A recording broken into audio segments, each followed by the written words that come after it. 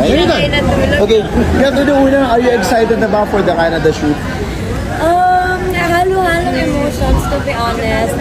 It took me parang 2 days ata to pack kasi ang hirap i-pack for 1 month.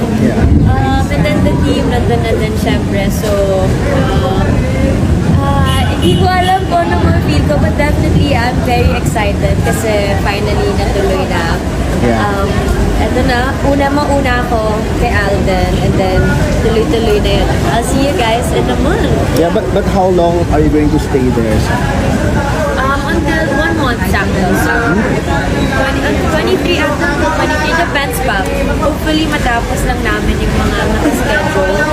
And sana maayos yung weather, yung mga locations and all. So, yan, pag-pray nyo na lang kami doon na sana maging smooth lahat siya. So,